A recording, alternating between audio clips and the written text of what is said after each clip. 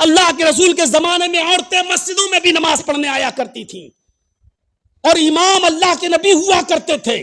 وہ اللہ کے رسول جنہوں نے کہا کہ اگلی صف میں نماز پڑھنے کا ثواب اتنا ہے کہ اگر کسی کو پتا چل جائے کہ پہلی صف کا ثواب کتنا ہے تو لوگ لڑنے لگیں گے، ایک دوسرے کو قتل کرنے لگیں گے پہلی صف میں آنے کے لیے، قرآن اندازی کی نوبت آ جائے گی، پرچیاں پھینکی جائیں گی، جس کا نام نکلے گا وہ آگے۔ اگر کسی کو پتا چل جائے کہ پہلی صف کا ثواب کتنا ہے، لیکن وہی نبی جو پہلی صف کا اتنا ثواب بتلا رہے ہیں، عورتوں کے لیے کہہ رہے ہیں خیر صفوف الرجال اولها وشرها آخرها وخیر صفوف النساء آخرها وشرها اولها، مردوں کی سب سے افضل صف وہ ہے جو سب سے آگے ہے، اور سب سے بری صف وہ ہے جو سب سے پیچھے ہے ثواب کے اعتبار سے، اور عورتوں کی سب سے افضل صف وہ ہے جو سب سے پیچھے ہے،